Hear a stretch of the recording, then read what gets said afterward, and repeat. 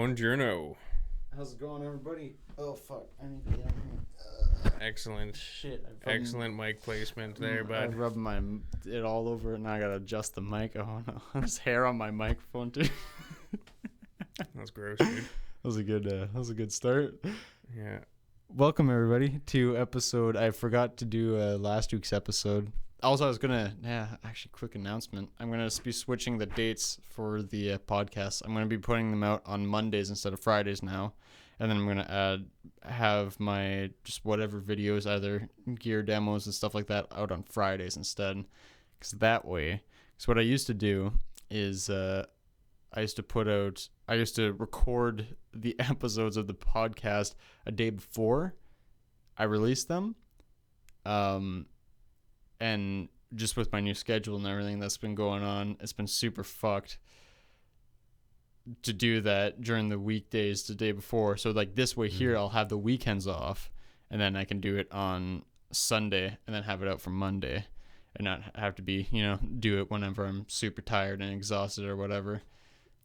Which is not the case tonight. No. Because it's almost 12 o'clock at night. Yep. And but I got my good buddy Lucas here, as you can obviously hear. I know all this talking he does about me. Yeah. Finally, I'm here.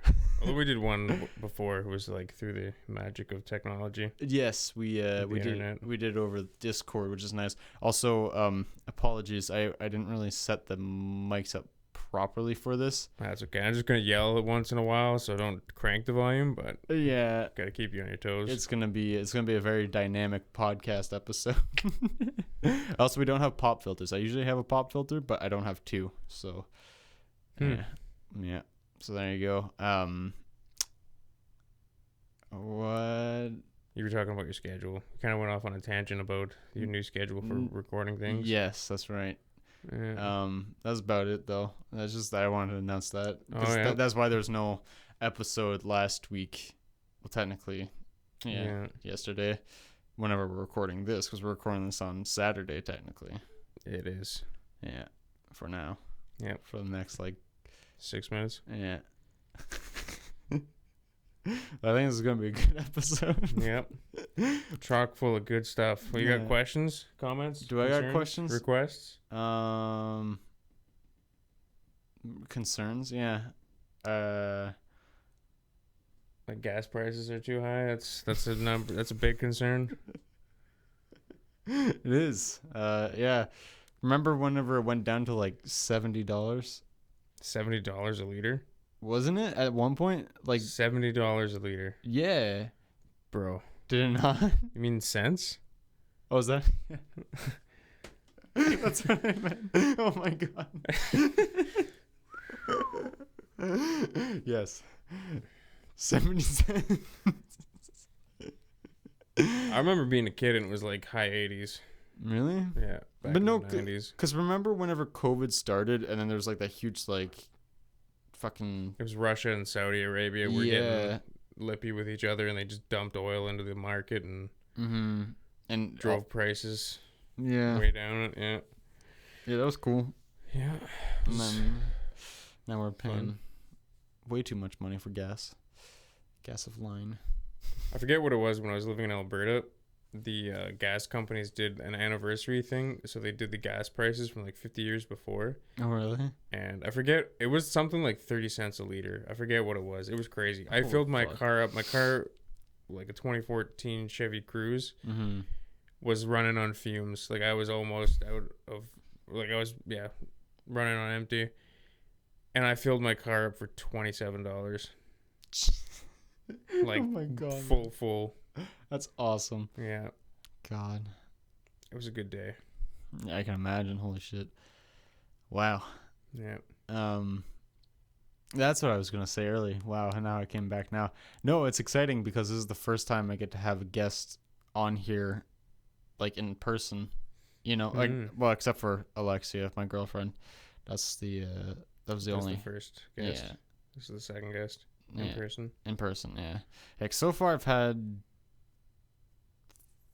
3 guests. I've had Alexia, I've had you. This is your second time on here. And I've had Mark. Mm-hmm. And then, I guess technically 4, because then I also had Adam Smith, the dude. You're from England there. Yeah, he's really cool. That was a fun podcast to do.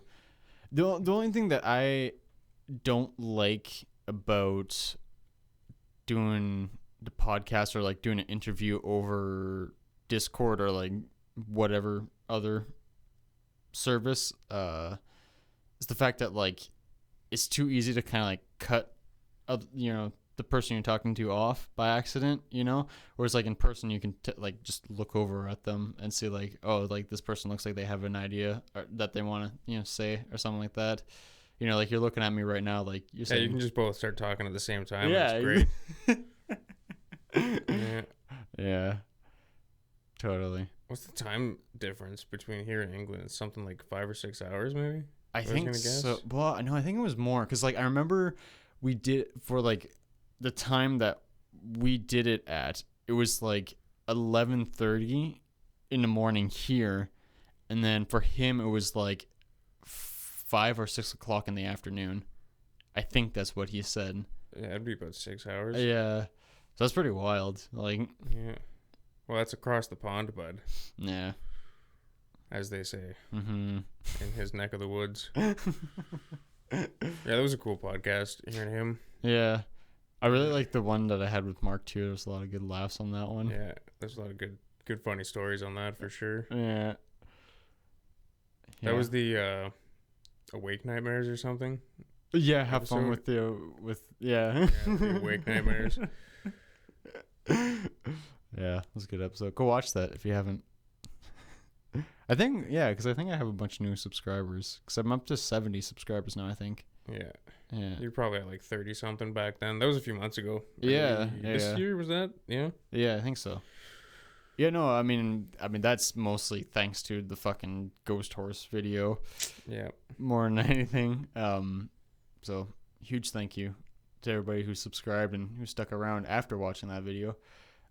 I apologize that I haven't released many gear demo videos since then.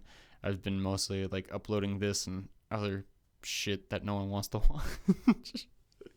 I think people get it though. Busy schedule, it's hard to keep up with this, and there's so much content that even if you have like one favorite YouTuber and they don't release something every day, there's the 50 other favorites that are there. The only problem with that though is like if you do want to make a career off of YouTube, it's like it has to be that fucking consistent schedule thing though, because like as soon as you miss one upload, like the YouTube algorithm just kind of like completely fucks you. Like I remember the first time I missed an episode of the ForbiddenCast, the following episodes after that, like before that I was getting like 30 some views every week on the ForbiddenCast, but then after that week that I missed it, it was just in a week I made maybe like 7 views off of the last episode that I released. So it's like that's probably what's going to happen to this one again, unfortunately, but yeah, but then they're up there and people can always go back and that's the thing, you can, but the thing is it's just shitty that like YouTube does that. So it's like sometimes like if you don't have that bell notification on, even if you're subscribed to someone, if they miss like an upload or something like that, if it's not consistent, they might not even just show up in your subscription feed, which is super fucked. Well, even for me, being subscribed, bell notification or not, I never look at my subscription thing on YouTube. Oh, on, like new videos. You just see the recommended or whatever. I just watch whatever's on that main thing. Yeah.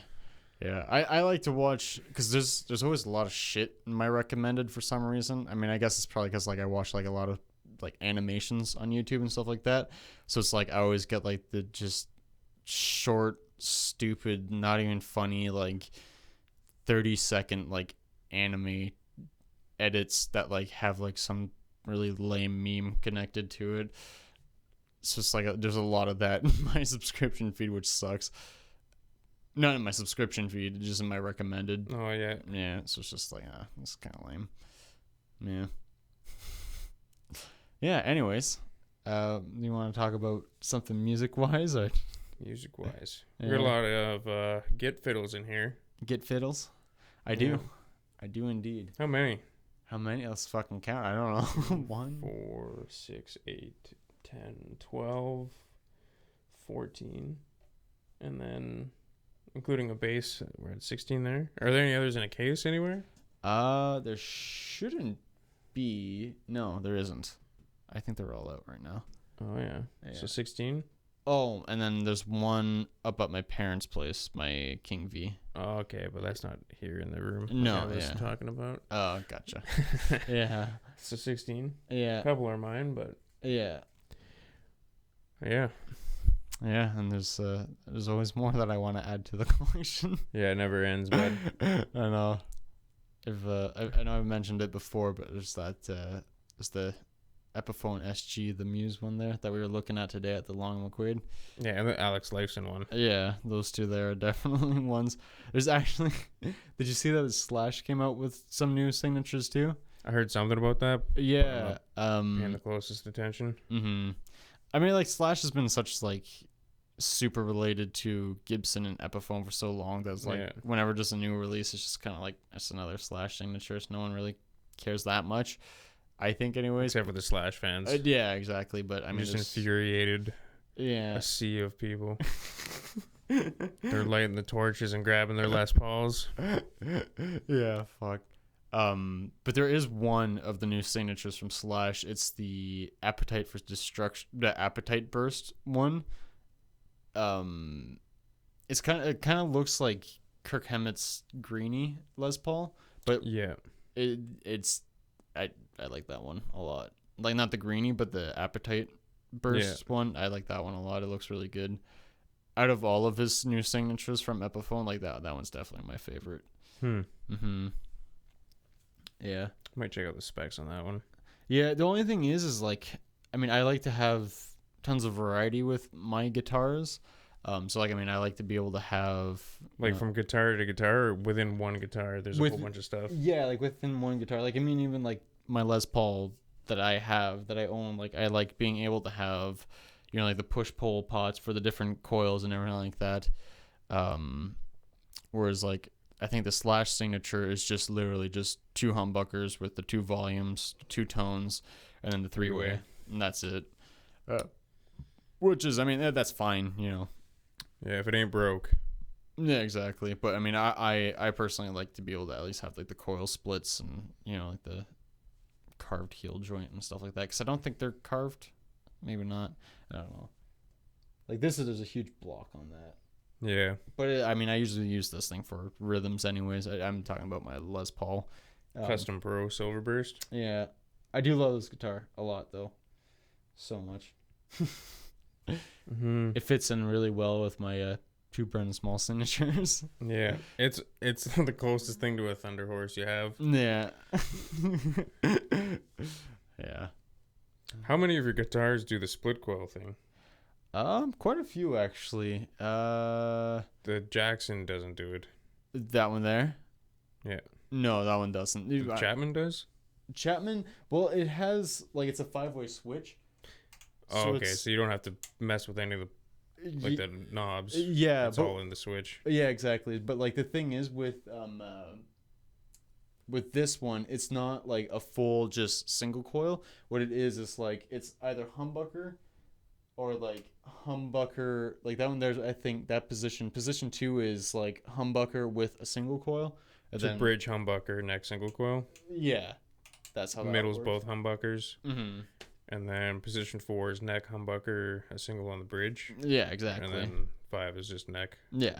Humbucker. Yeah, which, I mean, it sounds really good like that. I like it a lot. But I mean, still, yeah, like, I mean, have 5 different tones on that guitar. That thing there is just straight up like 2 Jackson humbuckers. Kelly. Yeah, I don't have the push pull on that thing. And that's the Pro Buckers, or? Yeah, that's the Epiphone Pro Buckers there that I installed myself. What else do I have here? This thing here is, again, 5-way. Yeah. 5-way, yeah. 5-way switch. For the got like the split coil stuff just wired in that way, and that's the Black Winter. No. Yes, that's the Black Winners. Yeah. Yeah. This thing also is just a 3-way. Jackson. Yeah. That's not really like a soloist, but it's like their Strat body. Yeah, it's their Jackson Dinky. It's just a JS series. But then obviously this thing has it. The Bread and Small Ghost Horse has the splits on both of the volumes, which is really nice. Yeah. I mean, that's yours there, the Fender.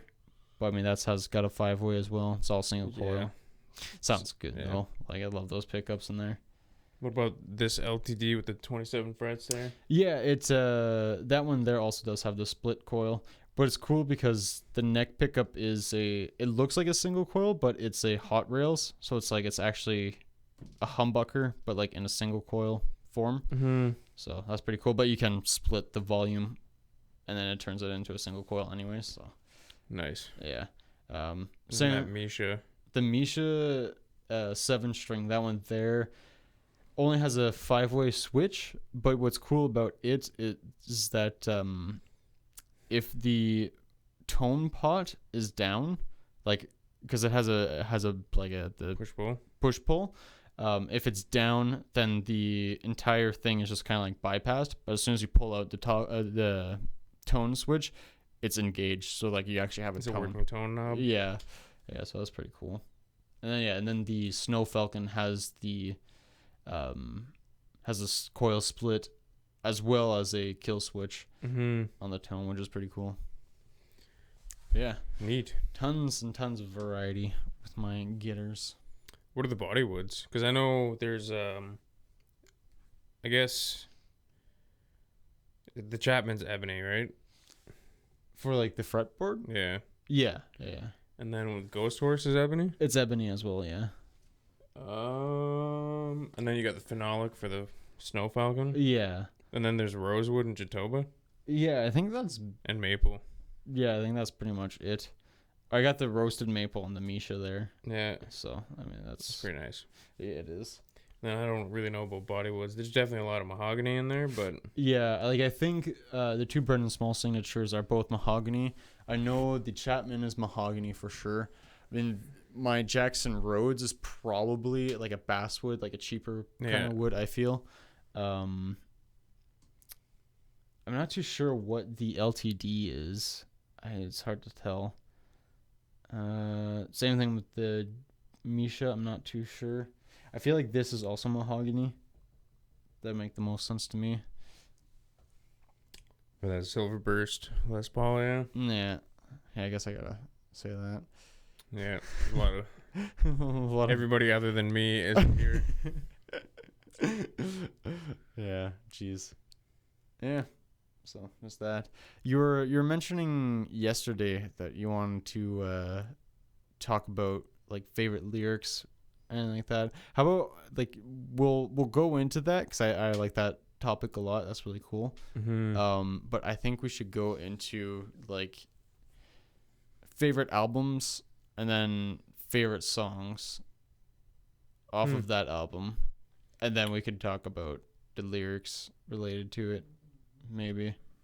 Oh, I'm getting a phone call. You are. Yeah, that's okay. Maybe I'll pause. Maybe we'll pause the episode.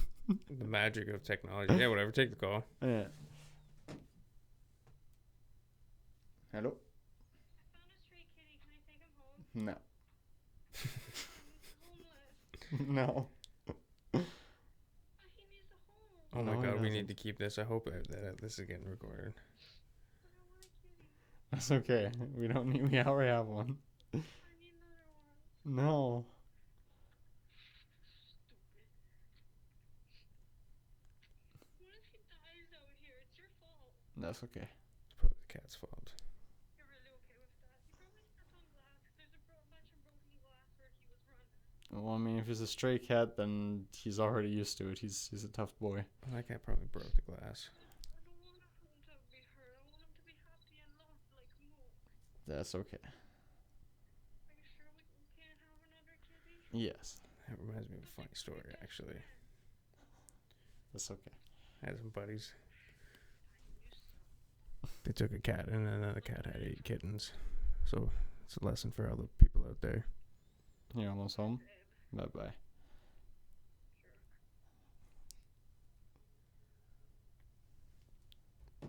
Well then. Yeah. What was the story that you were telling? Yeah, before we get to the albums and song things. And we're back. Yeah, well, there was this cat that was like hanging out on a stairwell of my friend's apartment. So it was like February. It was getting -40, so they let the cat in.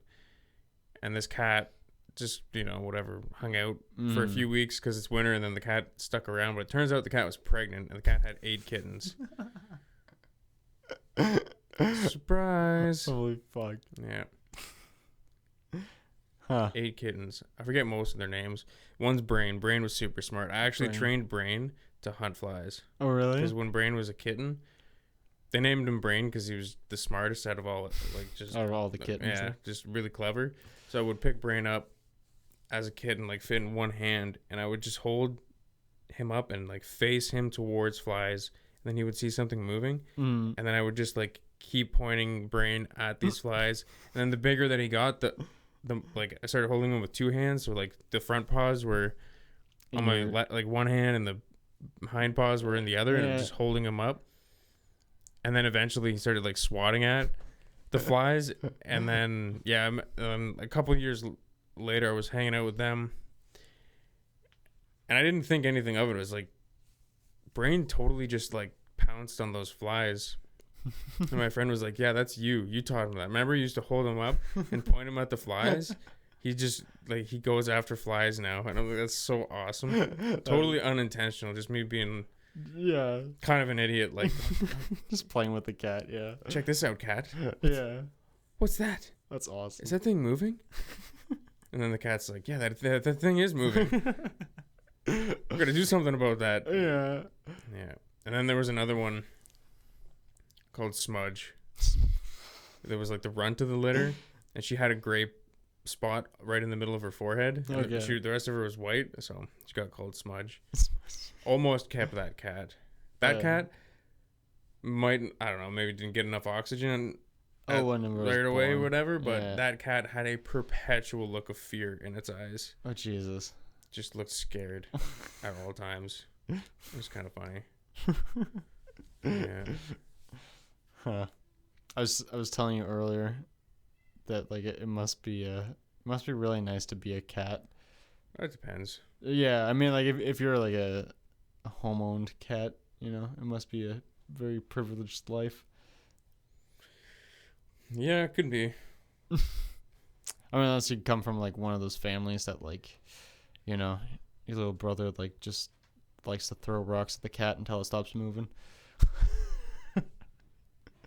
Yeah, I haven't seen that. But I remember my cousin, she was like 2, and she would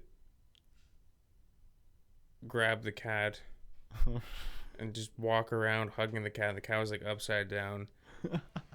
And it was one of those like, okay, bud, we're gonna put the cat down. But I love the cat. Yeah, well, the cat doesn't love that. Yeah. And if the cat has something to say about it, you're not gonna like what the cat has to say about it. Yeah. Animals are funny. I don't know. Back to your thing though. I was like, if I was gonna have favorite albums and favorite songs, I don't know that they would be my favorite based on lyrical content. I have songs that I like the lyrics in them, but as far as like songs that I really like, okay, it's almost like a separate category. That's fine. I mean, we could still go base it off of. Well, I mean, not really base it off, but I mean, still talk about that and then move on to lyrics afterwards. Because I mean, that's the thing too. It's like it doesn't have to be like your all-time favorite album. It just has to be like an album you really like. Oh, look at the old Spotify. I guess. I mean, I don't know. Since you're looking it up there, I guess I'll start. Yeah, if you got them picked, go for it. Yeah. Well, I mean, the first album that comes to my mind is definitely V from Havoc, like their newest album. I think there's a lot of really cool, interesting songs on there. Just both like song structure wise, and as well as lyric wise, they kind of go hand in hand, I feel. And there's, I mean, all the playing on it as well is just amazing. Between Pete Weber's drumming and then David Sanchez's vocals and songwriting ability and guitar playing. He does like an amazing job with all that. And then Reese Shrugs has really probably his best solos off of all the Havoc stuff so far, I'd say. And then their newest bassist, Brandon Bruce, he has some really cool bass lines in there too. And then it's cool too because like the bass isn't kind of like the traditional kind of thrash bass that just kind of like completely follows the guitar stuff. It has a lot of parts where it like kind of just sticks out and does its own thing while the guitars are playing something pretty complicated. So I like that a lot, especially with the lyrical content. Like, I guess we can get into that afterwards, but like a lot of the songs have a lot of I guess psychology kind of like based behind it, you know? Like deep, thoughtful, introspective Yeah, concepts. yeah. Like, I mean, I can just list off a few of the songs and just like you can get a gist of it. I mean, the very first song on the album is called Post Truth Era. Oh, dude, I love that song. Yeah, it's super awesome. There's another one of my favorites off of that album is Ritual of the Mind. Second song is Fear Campaign. Betrayed by Technology. Panpsychism is a really cool one too. Yeah, I don't know. There's just tons and tons and tons of really cool songs on this album, and I think the entire album is worth a listen if you like thrash metal. And that's another thing too. It's like it's got a very old school kind of metal vibe to it. Like it's not totally modern metal sounding. You know, it's got like a modern production. Like you can tell that for sure because like it's so crisp and clear, and the drums are very in your face. Yeah, they're not like the wet slappy sound from like the early 80s. But yeah, that's like definitely an album that I go to quite a bit.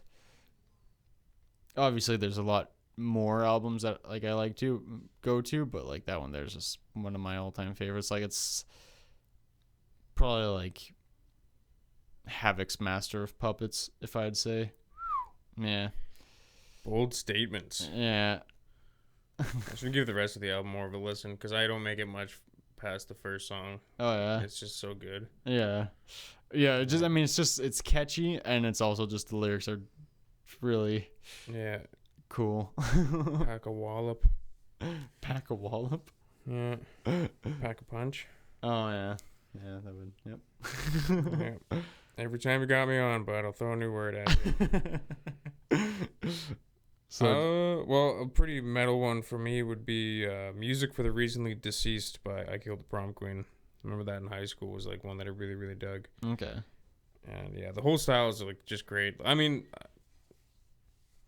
yeah, Sharks in Your Mouth, great tune. I think, yeah, you showed me that one before. Yeah, for sure. It's so good. But yeah, Say Goodbye, 666. Your shirt would look better with a Columbia necktie. One of my favorite guitar solos in that. Yeah, The Deepest Sleep, Bet It All on Black, Head First from Hangman's Noose, Sleepless Nights and City Lights, Slain Upon My Faithful Sword, Like Nails to a Casket, There Will Be No Violins When You Die. Like, yeah, it's one of the albums that like start to finish I dig so much. I think it's Slain Upon My Faithful Sword. I think that's the one that starts with such a cool, like, just a drum. Oh, yeah. Feel stuff in the beginning. It's awesome. But yeah, definitely Sharks in Your Mouth is, I guess, the really well-known one off all of that. But yeah, it's a cool album that I dig. What year was that released? 2006. Oh, really? I think, yeah. So it's not super old. No. But, yeah, pretty cool. Pretty cool. Oh, you got another one? Yeah. I mean, there's just tons of albums. Well, I mean, obviously, like another one of my absolute favorites is Megadeth's first album, "Killing Is My Business and Business Is Good." Mm-hmm. Just how absolutely insane the songwriting is on it, and as well as like just how dirty and angry it sounds. It's such a classic like thrash metal album. Lyric wise, it's just kind of like, I don't know, it's like whatever. A lot of them are kind of like storytelling kind of songs. Like, I mean, the first one, Last Rites Love to Death, it's like about a boyfriend who gets broken up with, and then he's like, well, if I can't have you, no one can. Then he kills her, and then he sees her down in hell. Yeah. And then The Killing Is My Business, and Business is Good title track. That one there is about the Punisher. Oh, yeah. Yeah, so that one's pretty cool, too. Skull Beneath the Skin is basically the story of, like, how their mascot was created, you know, Vic Rattlehead there. And then Rattlehead is just kind of like a thrash metal anthem. Chosen Ones is just kind of like an old, like, Viking kind of story. Looking Down the Cross is a really cool one. I mean, that one there, also, I feel like it's pretty obvious what it's about. It's about Jesus. Yeah. You know? And then Mechanics is just just kind of fun party song, I guess. And I mean, even that too, like their controversial cover that's off of this album, These Boots. Have I ever told you about that or no? For the cover that they did of These Boots Are Made for Walking. I've heard the cover. Yeah.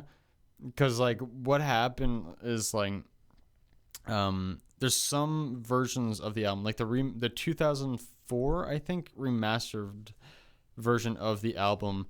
If you listen to These Boots Are Made for Walking, half of the lyrics are censored, and there is a reason for that. It's because the Lee Hazelwood, the original songwriter for These Boots Are Made for Walking, who wrote the song for Nancy Sinatra? Yeah. He absolutely hated how Dave Mustaine changed the lyrics. Yeah. Because he changed them to some pretty dirty, nasty lyrics. So whenever that remastered happened, the guy who wrote the song was threatening to sue Megadeth for changing the lyrics and making them so repulsive. So obviously, like, Dave Mustaine didn't want to have a lawsuit on his hands. So instead of just releasing the instrumental version, they added a version where all of the actual lyrics of the songs that he, like, kind of says in the song, they kept those in, but then every other part that isn't is all censored. So it's just, like, you'll be listening to it, and then it'll just have this, like, TV beep over top of the words, and it's really kind of like a joke more than anything. It's like, I don't know why they didn't just release like an instrumental version, but I think that'd be cooler. But then once they did their final remaster and remix of the album, that was released in, when was that released? Of course it's not going to tell me. That's Julian Bodum. This playing right now? She's beautiful. Is it? Anyways, yeah, no, whenever they released the Final Kill version of the album, Dave Mustaine actually, like, re-recorded all the vocals and then put them over top of it. So, but with, like, the original vocals on it. So yeah, that's another really good album that I like a lot. What about you? Did you find any more? Or? Yeah, but it's definitely not metal, but City and Colors, Bring Me Your Love album. Oh, okay. Well, I mean, it doesn't have to be metal. Great album. It's so cool. What's City and Colors is, like, very popular song? Because I've heard that band name before. Well, they've got that's Dallas Green. It sort of became like a side project because he was in Alexis on Fire. Okay. And then he had a bunch of other songs that he started doing, and that became City and Color. He's done there's quite a few albums now. You know what? Every time I hear someone talk about City and Color, I always think about Living Color. The band that does Cult of Personality. Yeah. And I always think it's City and Color. It's that. Yeah, so I was just like, oh, okay, I know that band, and then like, oh no, I don't. Have you shown me a song from them before? I feel like you have. Oh, I must have. Yeah. Like, we can't play any of them for you guys, unfortunately, because then I'll get a copyright strike. Yeah. Here's one. Did I tell you? I mean, I mentioned it on the podcast. I don't remember. But you know, I don't know if you listened to the episode where I was like kind of looking through old demos that I did, like the very first demos, and I did. Oh yeah. And I did a demo of the Disintegrators by Megadeth, and like even the demo version that I played on the podcast, like the very short instrumental version, because it still picked up the melody line, it still counted it as a copyright strike. Damn. Yeah, so it's like, yeah, that sucks. Working overtime. Yeah. I don't know. But yeah. Yeah. I mean, Body in a Box. Like, this whole album is so good to just sit through and listen. Sleeping Sickness, I guess, was the first song that I really heard. Sleeping Sickness? Yeah, it's so good. That's one that's got killer lyrics, too. And it should give it a listen. And it's almost like it's not really like a test to see if you're Canadian or not, but you should, like, I don't know. There's a lot of people who won't get it, but if you listen to the second verse, it's not Dallas singing. Okay. But yeah, the second verse in that song is my favorite part of the song. Well, what is it? Well, like, how's it go? Like, you don't need to sing it, just say what the lyrics are. I've become a simple souvenir of someone's kill. And like the sea, I'm constantly changing from calm to ill. Madness fills my heart and soul, as if the great divide could swallow me whole. Oh, how I'm breaking down. I think that's how it... I think those are the words. Okay. Yeah. That sounds it's cool. So good. But then also, yeah, like the delivery of it all is really good. But yeah, great tune. Sweet. A good old E minor, C, G, and then like an F sharp. Oh yeah, just to switch it up. Kind of a D thing, and then that's actually a cool song because playing that in the chorus, it there's E minor, C, and D, but the D chord that's played is just sliding the C major shape up 2 frets. Oh, that kind of oh, okay. Yeah, that D major way of playing it. It sounds really cool. So that was actually a great song to learn because it this one here taught me a new chord. Yeah. Yeah, I like that a lot. Yeah, it's like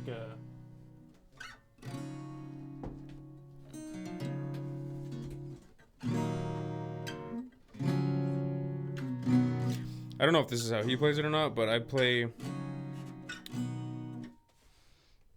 It's like a C major chord, but where the ring finger is usually on the 3rd fret for the C note for your root, I do that with my pinky, and then my ring finger actually plays the 3rd fret for the G note, which is the low 5th, and then I strum all 6 strings for the C major chord.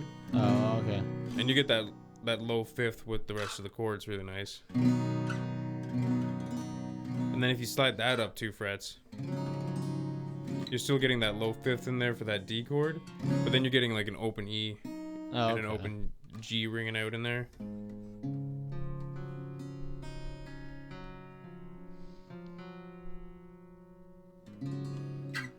It's got that nice, like, almost dissonance in it. Yeah, well, it's that F sharp note right next to a G. So that is super dissonant, but in the context of the rest of the chord, it's just nice little character. But yeah, that's sweet. Yeah, it's like have you ever heard Rush's song Tears before? I don't think so. No, it's got a real, like, it's kind of got that same C shape, but all the way up on the 8th fret, and then you got it like this.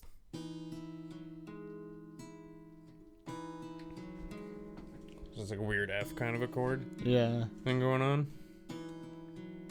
And then it switches to. Oh, okay, yeah. Yeah, but just that.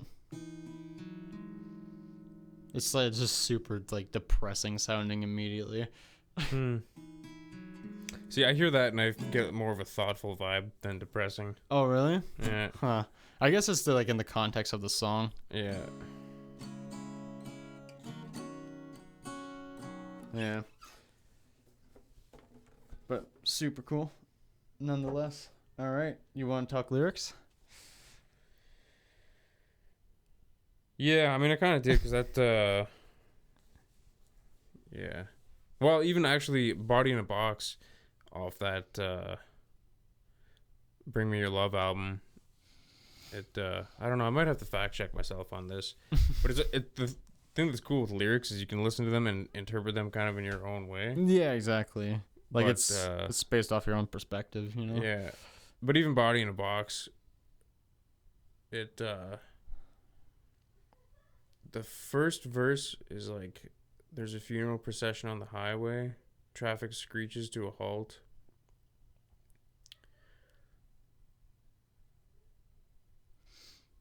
There's people. Oh, I'm forgetting it. Oh yeah. But basically, it's referencing like there being a big like traffic holdup on a highway somewhere. Okay. And then it says a bit about like Johnny lived a good life, and I think that's a reference to John Candy's funeral. 'Cause I don't know if you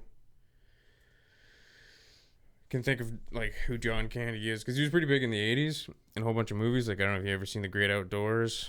No, I don't think I have. He was in Spaceballs. Oh, okay. He was like Who did SCTV. John Candy. He was a bigger guy. Who did he play in Spaceballs? Well, he was the dressed up animal looking character, I think.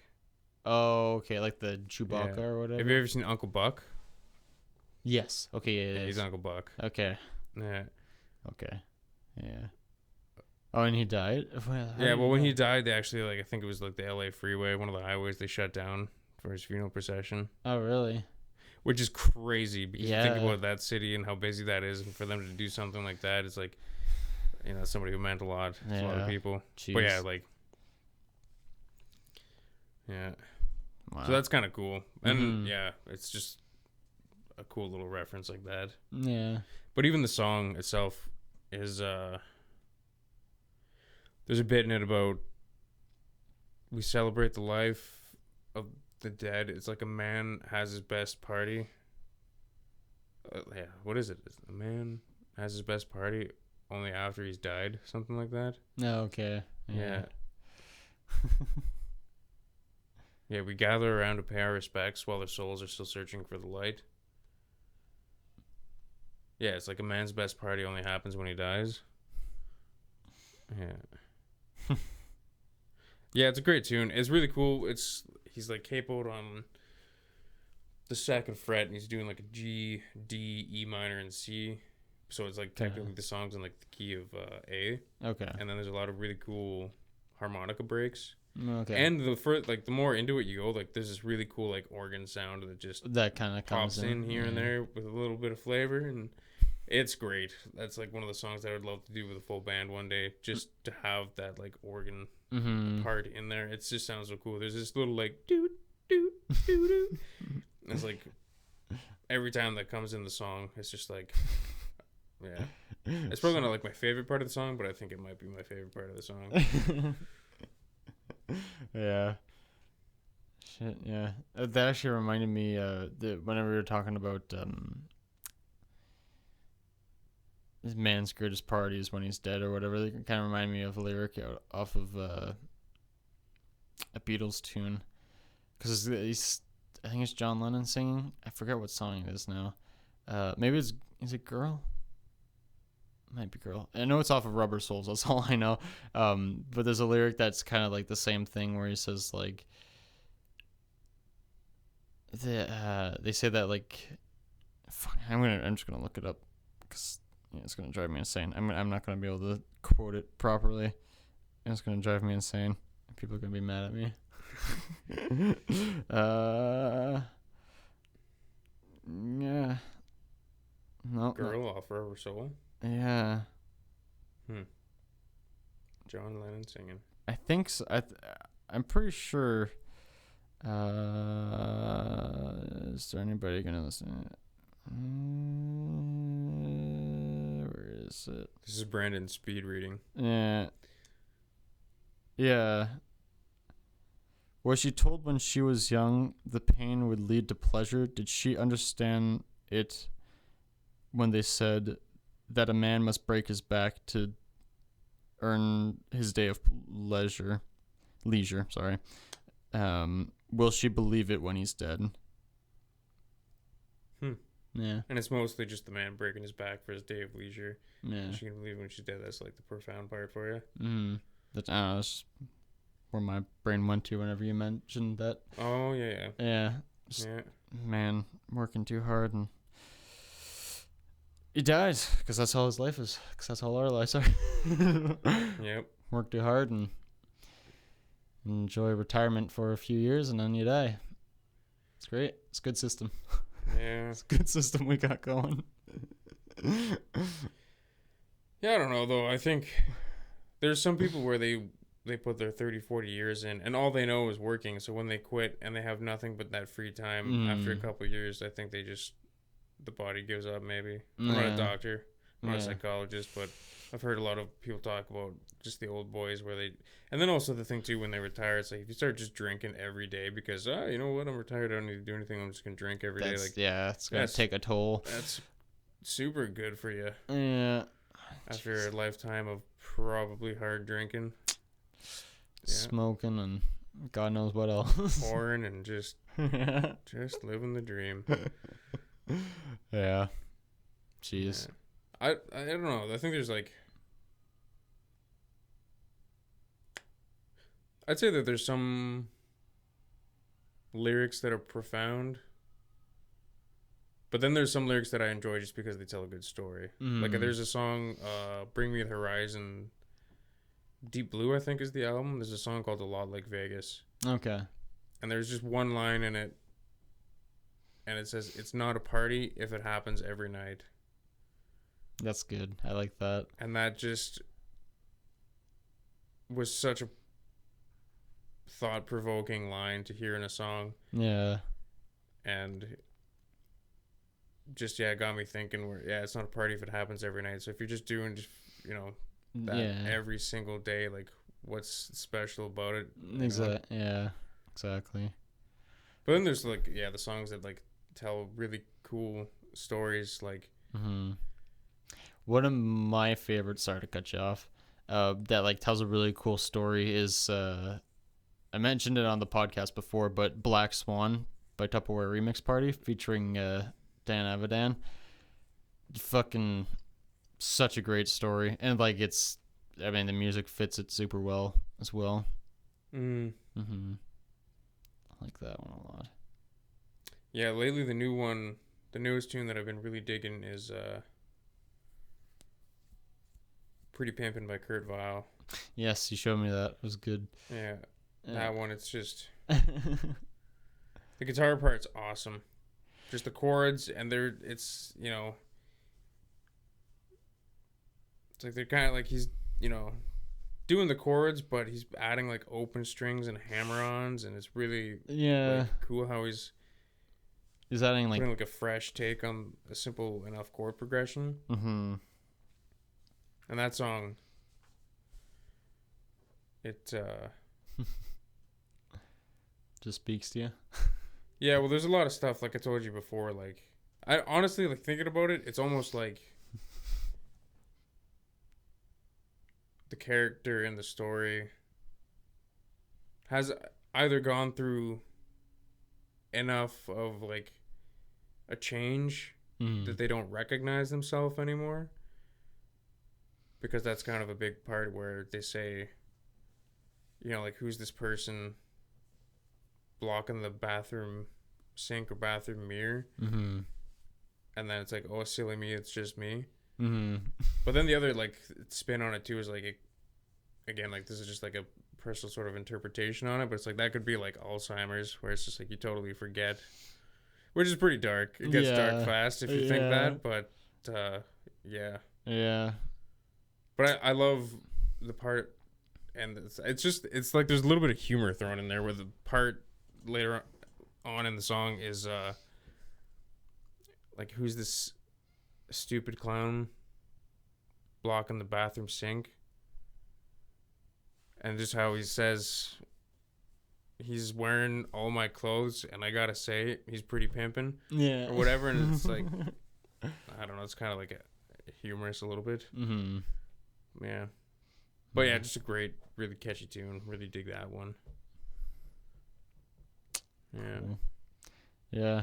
Well, I wanted to read some of the lyrics to that Havoc tune, the Post-Truth Era one. Oh yeah, go for it. Because I mean, my God, it's just so good. I don't know. Should I just like read all of them, or should I just read the chorus? Whatever you want, bud. Yeah, I guess. Yeah. I mean, honestly, like the chorus is like the best part for me. But like, yeah, like I mean, this. Yeah, I mean, Post-Truth Era, complex mind control. Don't trust your eyes. Unlearn what you think you know. Post-Truth Era, deceit design. The eyes are useless when the mind is blind. Especially that last line. Yeah, the eyes are useless when the mind is blind. Yeah. That is a good line. Yeah. Holy shit. Yeah. What's another song off of that album? Again, talking about like how the listener can perceive the lyrics as something different than what is originally. The song off the same album, Ritual of the Mind, that one there, whenever the album was released, I was going through quite a mental change at that point, I think, where I was kind of realizing how strange it is for us, like animals, essentially, to be living in a thing that we created called society, and to be able to realize that, like, we follow rules and everything like that, but those rules are only set in a context of society, since we are animals. But I mean, obviously we're intelligent enough to be able to understand like what is good and what isn't good, and so we should obviously do things in respect of others, and sort of the best. I mean, that's the best way I can explain it. It probably sounds like I'm a fucking moron, but like, because the thing is, like, the way I was looking at things at this time whenever this album was released is like, if you think of an animal, if you think of like a lion or something like that, they're in the wild, they're living their life, they're killing gazelles and eating each other and shit like that. Or it's like, at what point did we hit a wall where did we change from that? And then we started to understand the fact that, like, if I'm nice to this other animal that looks like me, in exchange I might get food, and then eventually that slowly kind of turns into like a society sort of thing. But the thing about that is realizing that like at that time, whenever I was realizing more shit like that, it was also kind of like a more of a slightly humbling kind of thought, instead of just being like, me going completely insane. At least I perceived it as that at that time anyways. So like seeing that, it's like, where do I even want to, like, I'm trying to put my thoughts into words that don't sound completely stupid, but it's really hard. Like in reference to that song Ritual Mind? Yeah, because like that song itself is more or less about doing like mushrooms, like magic mushrooms, is essentially what the song is about. Because the vocalist David Sanchez is very, very keen on the idea of having all drugs being legal, because I mean, if you're not harming anyone else but yourself, you should be able to do whatever the hell you want. That's his mentality and way of thinking. And as well as like for him, the benefits of doing mushrooms and having like the mental euphoria, and on top of that, the mental like break or whatever, to be able to be more connected with whatever the hell you want to be connected with. That's what the song was intended to be about. But the way I was perceiving the song, especially with the lyrics, it's was kind of way different than what he had, especially with my mentality of what I just kind of explained. I'll read a bit of the lyrics. Yeah, well, there's a whole bunch there to kind of like unpack. I think to an extent, any living thing, it's a pretty good survival tactic to kind of like, you scratch my back, I'll scratch yours, work together, strength in numbers kind of a thing. I think it happens a lot. I'm not like a scientist or whatever, like I don't study specific species or any sort of broad spectrum of that, but I think like even the lion, it's like all these animals, I think that there is just sort of an instinctual understanding of, maybe we're in this together. It's a little bit different with a lot of animals. Like, it's, I guess, in some places in the world, you'll still find it in, like human society, but there is definitely like the strong kind of rise to the top and the weak get cast aside. Yeah. Definitely more so with animals where, you look at, like buffalo or moose or those bighorn sheep, like most bears, like, the males are going to fight and beat the hell out of each other or kill each other for the right to mate. And then so it's like, I guess that is a little bit more intense than how things happen with people. Yeah. Swipe right, swipe left is better than beating the hell out of each other. Yeah. But I feel like some of the concepts are kind of like universal, and just like treatment of others, sort of to an extent. And then, I mean, with the whole drug thing,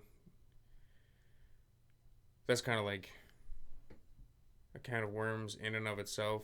I mean, really, like, if you're not hurting yourself and you're not hurting anybody else, then yeah, maybe you can kind of do whatever you want. But then the thing with that is, like, drugs aren't for everybody. Like, you have some people who think everybody should smoke weed all the time. Well, that's not a good idea for everybody to smoke weed all the time. And it's something like mushrooms. There's a lot of people who tell you that microdosing psilocybin is a great thing to do. And if it works for them, cool. Yeah. But at the same time, maybe eating 5 grams, 6-7 grams in one go for people is not going to be an effective thing in terms of getting them to a better place in life, Yeah, exactly. And yeah, I mean, I guess there have been some studies in some countries where like the legalization or at least decriminalization of various substances has proved to be effective in kind of helping people, not totally have their life go to shit, but yeah, because I mean that's the thing. Like, I mean, I don't know. I don't think all drugs should be legal. I don't personally think that, but at the same time too, it's like it would be opening the door for a lot of people, but at the same time, like if you think about it, like you just said, like drugs aren't for everybody. So it's like the thing is, it's like people who don't want to do drugs, if everything was legal, they're not forced to. They can choose not to. Yeah, they just won't do it. And then like the people who do want to do it, then they'll do it. It's like, and again, as long as they're not infringing on the rights of others, then what difference does it make? Sort of thing. But yeah. I mean that. It's a lot of people would. I remember having this conversation with this one girl, like back in high school, where she was very pro smoking weed, very pro smoking weed, because I wasn't smoking weed at that time. The conversation basically came up like it's the kind of the classic like stoner argument of like weed's not addicting, it's really no big deal to do it at all, and there's like no negative consequences from it or anything like that. And then I was notified that because I didn't smoke weed at that time, and like I had smoked weed before, and then had decided like, okay, you know what, like if I want to have a productive life, if I want to actually accomplish the things, then I need to not just party all the time. It goes back to that a lot, like Vegas thing. Like, it's not a party if it happens every night. Exactly. So, yeah, being told that my opinion was invalid because I was biased against it because I didn't do it. It was one of those, like, it was twofold. One, it was a good lesson in realizing that some people you just kind of let do their own thing. Like, there's no point beating a dead horse or talking to, like, you can't, why argue with a brick wall? Yeah. So this person, you know, she was clinging so desperately to her identity with, you know, smoking weed and how it's no big deal. It's like, okay, fine. I mean, if you think that my opinion is invalid, then because I don't do what you think is great, you know, I'm not saying that you shouldn't do it. I'm just saying that, you know, I don't do it. And that maybe it's not as harmless as some people would say. It's definitely not as harmful as people would say. But I think there's some, like, a middle part of the spectrum that it falls into. Oh, yeah. Well, I mean, that's the thing. I mean, you take too much of anything, it's going to be bad for you, you know? Like... And it depends on the person. Like, some people have stronger willpower than others for things. I mean... Yeah, exactly. That's another, like, great argument. Totally not music related, but I guess, like, sex, drugs, and rock and roll are always, like... kind of related, you know, stones throw away, but the... totally having a brain fart here. Yeah. Something about smoking weed. This is great. This is exactly like what happens. Don't do weed or else this will happen. Even that too, but like that's one thing I was gonna say while you I had a thought of while you were talking. Like, it should never ever have to come to a point where, like, especially with substances, like with drinking or, you know, drugs or whatever, like, it shouldn't ever have to come to a point where you're so pro it that, like, if someone doesn't want to try it, it shouldn't be an issue. Yeah, exactly. It should just be like, all right. Well, that is actually, I think, a pretty good indicator of an issue that somebody would have. If somebody offers, like, I've been offered...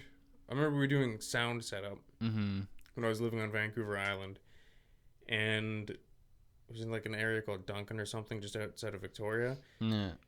We were down there setting up for a wedding, and this one guy who was there, who was part of the wedding party, hanging out, he offered us all beer, and I was 19, and I was actually there as part of a course, so it's like, you know what, like, I shouldn't just be drinking. You know, like, maybe it was just one beer, but maybe it wasn't going to be. So for me, it's just like, it's okay, I'm good. Yeah. And how hurt and offended this guy was that I didn't take the beer. Like, it was an absolute problem for him that I said no. Yeah. And I think,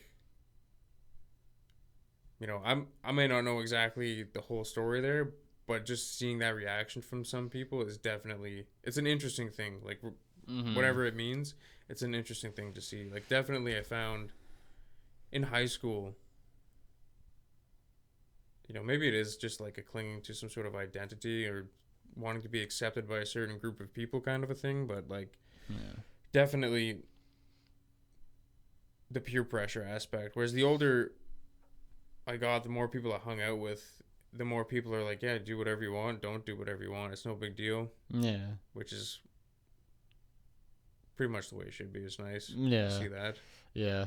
But like, again, it goes back to the, if it's not hurting you and it's not hurting anybody else, then who cares? But the prerequisites of, is it not hurting you and is it not hurting anybody else? Because the people who walk around, you know, cities at 7 a.m, tripping major balls on some hard stuff, stumbling around in the street, can't understand a single word. Like, okay, so you know what? That at that point, it's harming you. Yeah. And it's probably harmed the people who are close to you. Maybe they don't have families. Yeah. But they might. And then, close friends and family.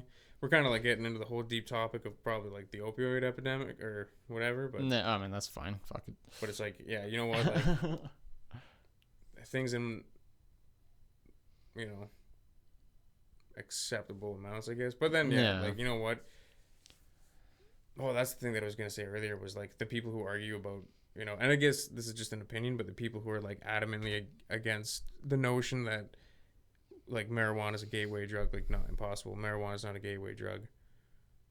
And I remember there's some comedian who made a joke about like, oh yeah, like I smoked a joint, and then my first thought was I want to try heroin. And it's like, is it, you know, doesn't really work like that.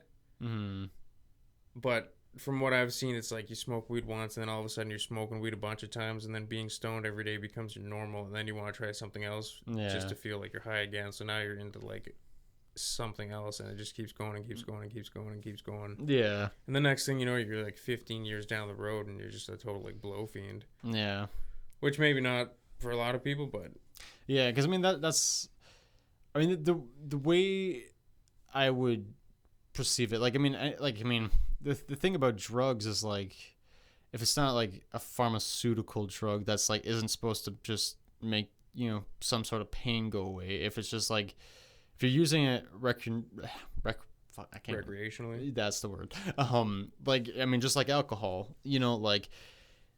But even then, like, I understand where people come in with the argument of like alcohol is like a terrible drug. Oh no, absolutely. But that's the thing, like, you know, like for myself, like if I come home after a long day of work and I just want to have, you know, a rum and coke, I have a glass and then I fucking go to bed. You're like, yeah, there's nothing wrong with that. You know, it's like, it's the same thing. You know, if you're having, you know, if you're going to have a weekend off, then, you know, someone wants to, you know, pop a, you know, not pop, you know, pop a joint, but if you want to smoke a joint, yeah. And then like, you know, you have that, you pass out, and then you wake up at 12 o'clock the next day on Saturday morning, like, yeah, whatever, you know, but like, but that's the thing, you know, like you were mentioning, like, kind of like that song, you know, it's like, it's different whenever you're doing it every day. If that has to become your everyday lifestyle, that's when it becomes a problem, you know. I mean, which again, like for some reason my brain just connected that, or like we were talking about this morning, actually, it's like the whole thing with phones, it's just like, it's an addiction, you know, like that's where it's a bad one.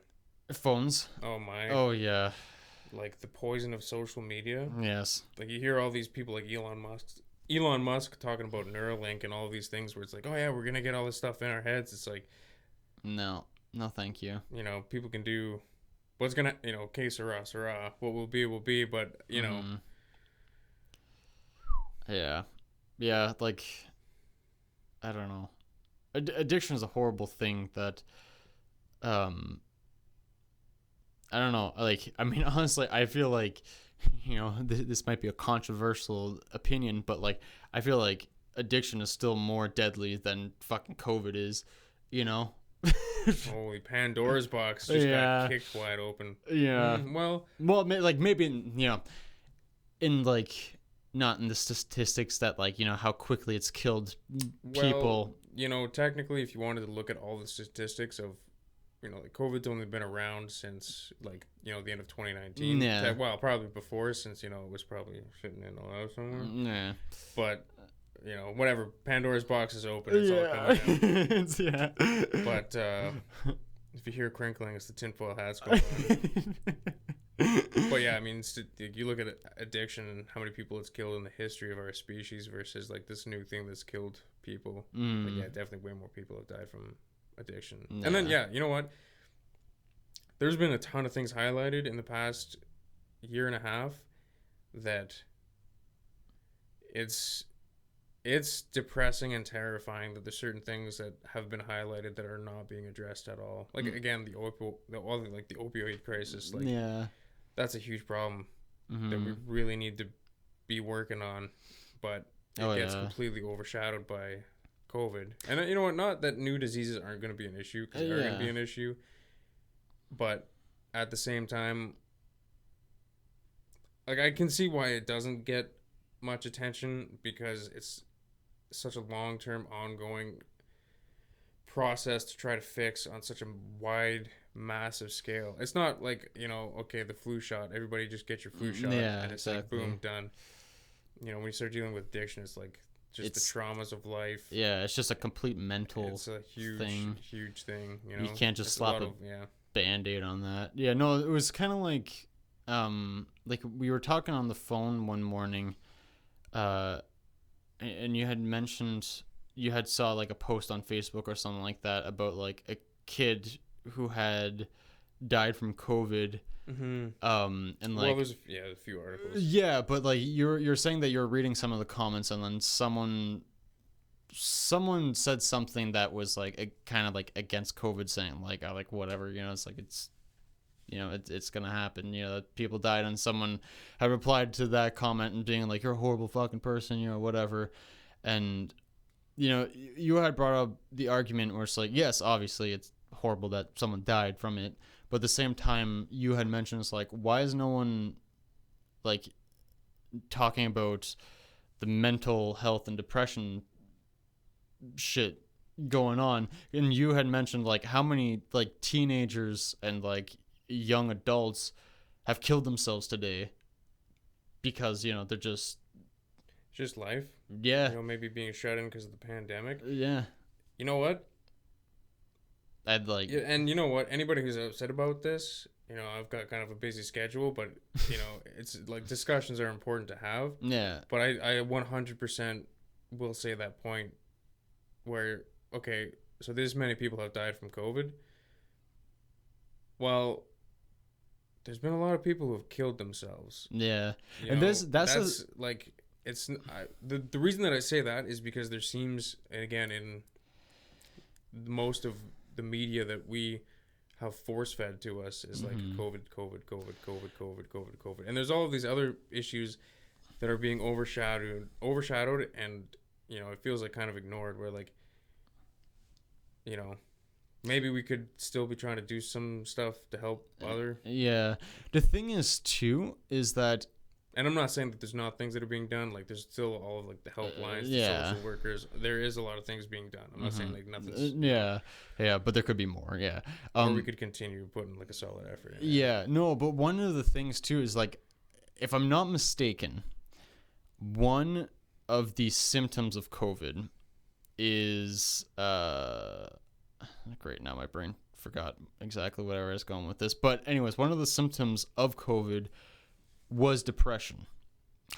Okay, that's where I was going with this. Okay, so with that information there is now all these people who are killing themselves during COVID, they could have been easily marked the cause of death underneath COVID, which is kind of fucked. Well, I would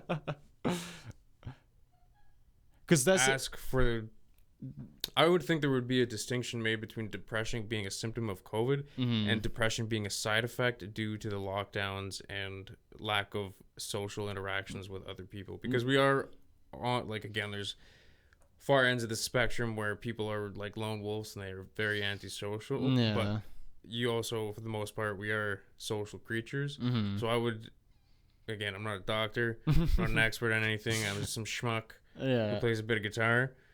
But I would think that it's more of a side effect due to the lockdowns and you know what, the constant battering of our psyches from the media of it's the worst thing ever, it's the worst thing exactly ever. And you know what, here's the thing, like, you have, again, like, classic two sides, because you have people who have lost friends and family, like loved ones, to COVID, and that's one of the most, if not the most painful thing that you can ever experience in life, is losing a loved one. Yeah. And then you have, on the flip side of that, people who have not been affected. They haven't lost any friends. They haven't lost any family. You know, they've had, you know, like, whatever rights and freedoms, like, paused, you know, maybe not like totally stripped or whatever, but it's like they really haven't been affected. So they see all of this. And for them, it's going to be, well, what are the stats? It's like, you know, whatever, such a small percentage that's affected, it's really not that big a deal. We shouldn't be going through all of this. But then you have the people who have lost loved ones, and they're realistically, they may never get over that. So for them, like, it is the apocalypse. It is the end of the world. Yeah. So again, like, trying to meet in the middle ground and understand from somebody else's perspective where they're coming from in it. Yeah, definitely. Is Yeah, pretty big. Yeah. And yeah, you know what? You know, a thing like with this that again has been highlighted is like our healthcare system is not good enough. And you know what? Again, I'm not a doctor. I'm not an expert. I'm not a politician. I'm just some schmuck who strums some chords on a guitar now and then. But, you know, I read an article which, whatever, it was just an article online, so maybe it was inaccurate. Yeah. Which again, so it's like, I mean, I do want to say that like everything that we're saying is obviously all based off of our own personal kind of opinions, and then obviously like our own research and shit like that. Like it's not nothing that we're saying is 100% fucking fact. So don't. No, a lot of what because for me, like see, for me, I know a few people who work in hospitals. Yeah. Nurses, and when I hear from one nurse that there were two guys who were about 40 in a hospital somewhere, and you know they both had COVID. The one guy left a couple days later with like a migraine, and it was no big deal, and the other guy was dead in a couple days. And then I hear from another nurse at a different hospital in a different like city, who you know was talking about how the doctors are saying this is a complete waste, and we need to reallocate our efforts to like other things because this is just taking up too much of our resources. It's not as bad as you know people are being told. So right there again within the healthcare system, it's like there's just such a difference, and that might be like a geographical thing where it's like, hey, well that city's got it way worse, this city's got it way worse, like you know, so it's a lot of this stuff, it's not just me like reading the headline of an article. And that's the thing too, that like you know, who reads the articles, who actually looks into it. And I mean, a lot of people would be super upset about this, but it's, you know, what are, you know, comorbidity factors. You know, I think there was one. And again, whatever, like if you want to get mad and freak out, you can do that if you're listening. But at the same time, you can also just like, okay, I mean, I think this guy's wrong. I can look into it. I can list my sources of information and like debunk anything that's being said. And I'm not saying that COVID isn't real at all. No. Obviously it's real. Yeah. But when you hear about a young like 18-year-old who dies in the States from COVID, and then it turns out that they're like morbidly obese, so they probably have diabetes, and they probably have all of these other underlying health conditions with an immune system that isn't the greatest to begin with, and probably has asthma and other breathing issues already. Pneumonia kills people. The flu kills people. Like, I don't know. But it's also based on like personal experience. There's a couple things. Like one, I was a close contact with a confirmed case of COVID, so I missed a bunch of work. You know, I had to stay at home. I had to self-isolate. And, you know, I did two COVID tests, negative. You know, while I was at home, I was exercising 2 to 3 hours every day. I had healthy food delivered. I was taking vitamins, and I was like, bring it on. Like, if this guy's got COVID, I should have COVID because, you know, there wasn't restrictions at the time that we hung out. But then it's like, you know what, like, if I've got it, then, you know, let's see what you got. But I've always kind of had a good, decent immune system anyways. So my chances would be better at like fighting it off. But again, like that, to kind of like go back to the healthcare system, like needing improvement is like, you know, I don't know, maybe not like throwing names out or anything like that, but, you know, I know a guy who was a close contact with somebody who was a close contact of a confirmed case, and you know, just how flawed, you know, the system is. There's a lot of people doing their best. Awesome. Good on you. But then there's a lot of people who are idiots that it should probably be reevaluated what they have in terms of employment. Because when a guy calls a health unit to say, hey, by the way, it was a close contact case, just letting you know. And then that health unit says, oh, we're not going to deal with that. It's this other health unit, so you need to call them. And then he calls the other health unit, and they say, yeah, no, we're not going to deal with this because you're not in our area, so you actually have to deal with these people. And then he calls the other one, and tells them, and it's like, you know, goes through that, tells them the information, 14 days, blah, blah, blah. And then when he gets a phone call back from the second health unit that he called, who said, yeah, we're not going to deal with this. And then that health unit is telling him, by the way, you're a close contact with a case of COVID. And for the guy to be like, yeah, I called and told you this a couple days ago. So, you know, but again, I get that there's a lot of information to be processed, only so many people, only so many hours in a day, but like, Yeah. what can be done to improve the system? And the other thing too is like when, like this guy, he was living at a house that had been sold, so he had to be out of the house by the end of the month. Well, his 14 days was the end of that month and the first part of the next month. Where he was going to be moving into, they weren't going to let him in because he had to self-isolate. But he couldn't stay in the house because the new owners were moving in, so he had to be gone. So some lady from some health unit told this guy, legitimately told this guy, that he was going to need to self-isolate in his car for 2 weeks.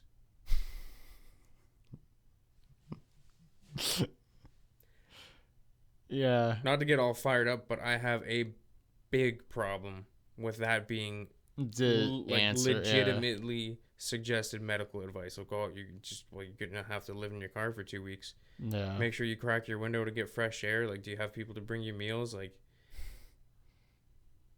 yeah, that's like the phone gets hung up at that point because this person's not gonna be of any use at all. Like, no, like, don't anybody listening, do not live in your car for 2 weeks. No. Like, just that. How is that solid advice? And this was like, I think back in the spring or something. So it's like, I remember. it's honestly, it's just, it's not. I don't know. I have a big problem with that. Yeah, like that's just it's so far and beyond any logic, you know, like that's not the answer. You know, like, oh, you don't have anywhere to go, live in your car. Yeah, that's no. Yeah, that's pathetic. Yeah, no, because I remember you telling me about that story before. Yeah, it's just so. And you know what, like, I don't know, for me, it's gonna be interesting to see because, you know, there's, I don't know, for me from day one it's always been like, this will be over when it's over, and it's not gonna be anytime soon. No. And that sort of doom and gloom and, you know, glass half empty, people don't like that. Like, there's more and more people getting vaccines. I've got my first dose. Yeah, so now you have COVID, so yeah, Pfizer, and like my arm was a little bit sore.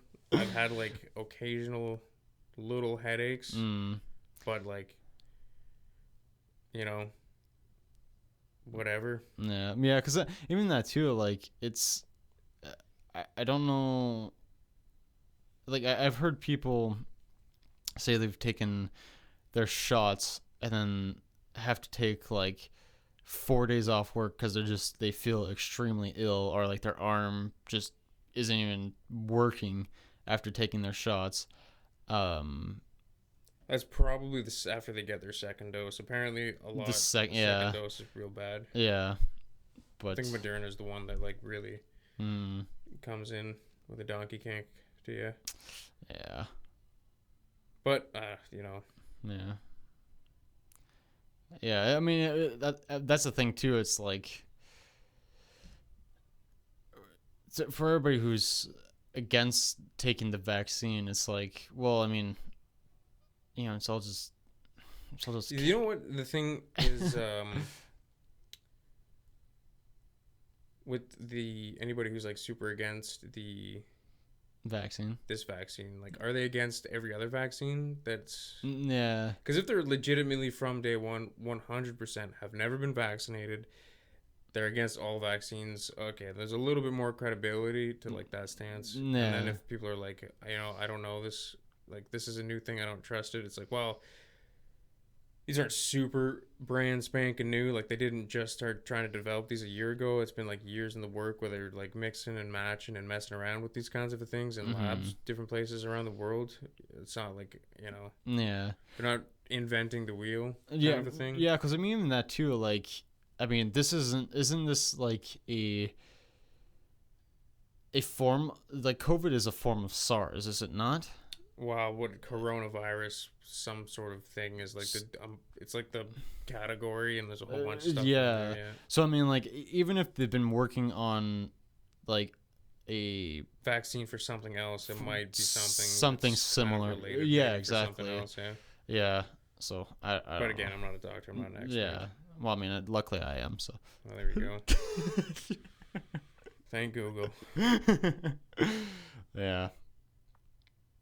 Yeah, well, I mean, even now that you mentioned that, you like sparked up a memory in my brain where it's like talking about how shitty our healthcare system is.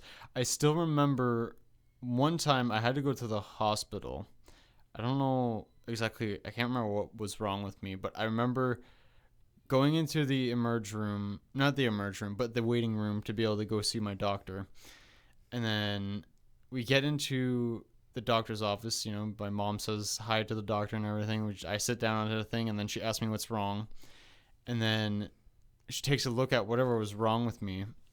And then the next thing my mom and I notice is that she pulls up Google and looks up what the thing is. She doesn't, the doctor takes a real quick look at it and it's like, yeah, no, I'm not too sure what that is. And then looks it up on Google and then says, oh, it's probably this. And then sends us on our way. Yeah, I mean... I mean, it might have been just the doctor, itself. Yeah, herself. I mean, like, for that, to play kind of like devil's advocate, it's like, well, how many people don't know things, so they just Google it? Yeah. Everybody. Yeah. So... I can see how some people would say, like, well, if you're a doctor, you should, like, know better. But at the same time, how much information can they store at once for somebody to come in with symptoms that are shared by how many different potential things that cause it to, like, really pinpoint off just a verbal and visual quick look, inspection sort of thing. So, yeah, I don't know. Yeah. But, I'm glad that we do have what we have. Like, I'm glad that there are doctors, nurses, there are hospitals. The wait times are ridiculous. But, I mean, there's good and there's bad. Like, there's times where if I was ever, like, seriously injured, it's like I am super glad that there is a system in place with people working, where there's paramedics, where there are people at hospitals, where it's like if I was, like, sliced open, there's people who would be able to help me. And then not only that, but not be charged $2,500. Yeah. After them basically saving your life, and then having to be in debt for them for the next 3 years or whatever. Like that's definitely. Yeah, I mean. Yeah, it could be a lot worse. And I'm definitely glad that we have what we have. No, exactly. Yeah. Definitely got a long way off lyrics there. But actually, to bring it back to that, a great song is What It's Like by Everlast. Oh, yeah? Yeah, it's basically, there's 3 verses, and each verse tells a story of a different person in different, like, circumstances. Okay. And the chorus is basically... God forbid you'd ever have to walk a mile in their shoes, because then you'd really know what it's like. And like the first verse being about a homeless guy begging for change, and then the guy basically having that get a job mentality. Yeah, like the whole thing is. Let's see if I can remember the lyrics right. We've all seen the man at the liquor store begging for your change. His hair is dirty, dreadlocked, and full of mange. He asked the man for what he could spare with shame in his eye. Get a job, you fucking slobs, all he replied. And then it goes to the chorus where it's like, God forbid you ever had to walk a mile in his shoes. Because then you might know what it's like to sing the blues. and it's like that's good. really good. Yeah. It's a great tune, super catchy acoustic guitar part. It's awesome, but definitely The lyrics are something. Yeah, definitely. Yeah. Because again, it sort of goes back to what I said, where it's like the two sides of something meeting in the middle, where it's like if you basically did that, if you experienced a mile in somebody else's shoes, so to speak, how quickly people's opinions and perspectives would change. Yeah. Like just that. Yeah. So many people would go from hating somebody else to oh, you know what, like, okay. Yeah. Well, I mean, that's one thing I've always thought about. Like, I mean, I don't know, like, whenever you're younger or whatever, or like in school, like elementary school or whatever, like, you get asked, like, oh, like, if you had a superpower, like, what would it be or whatever. I mean, like, I feel like most people who aren't into comics and stuff like that would probably just pick some lame, like, super strength or flying or something like that. But one thing that I always thought about, and even still think about to this day, that I think would be super, super cool, is to be able to experience other people's perception of life, and to be able to see how their mentality works, and to be able to see through their eyes. I think that would be a really cool power, because then that way you'll be able to see exactly like why they're doing what they're doing. Yeah, exactly. Why they feel a certain way. Be able to understand their roots to why it led them to wherever they are. Like that's one thing I always thought would be very, very interesting. Because even that too, like, even like, for a doctor, for instance, like, because I mean, doctors get people in every day, like, oh, like, I think something's wrong with my shoulder, and then like they're like, you're probably honestly just sleeping funny, and they're like, no, it's worse than that, and then like they like look into it, and it's just like, yeah, nothing's dislocated, you're probably just sleeping weird, and they're like, no, this is something else, and it's like, did you try getting a new mattress? Well, I mean, I got one on the way, and it's like, okay, come back to me whenever you get your new mattress.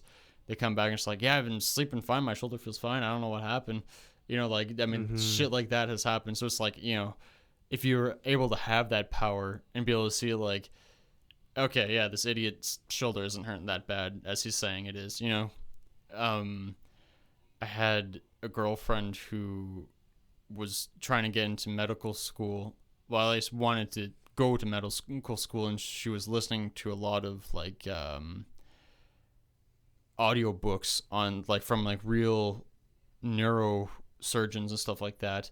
And there was a part of this book, I forget what book it was, but it was a really cool book actually. And there was a doctor who was showing a class that like how to deal with like patients.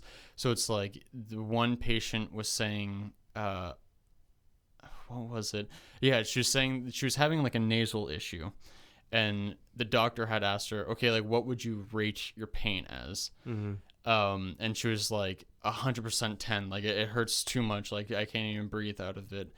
And the doctor said, okay, like we'll take a look at it and everything like that. And then after the teacher to the class tells the class, like, who here thinks she's actually a 10 right now? And then most people are like, well, shouldn't we all believe her that that's what her pain is? And the teacher was like, no, because she's full of shit. She has a slight inconvenience for her. I can't remember exactly what it was, but it was something along the lines of that, and it was just a really cool thing. So it's like, with that knowledge, whenever I go into a hospital room, if I do have some sort of pain, like, I don't go in. I go in just being honest. I'm not gonna go into the hospital unless it's something like actually bad. Yeah. Because like I know that doctors just will not take you seriously unless it is a legitimate thing, which I mean that's how it should be. But yeah, I thought that was pretty interesting, which again brings me back around to like being able to have that power, because then you can be able to see exactly through that patient's eyes and be like, okay, this is how it actually is.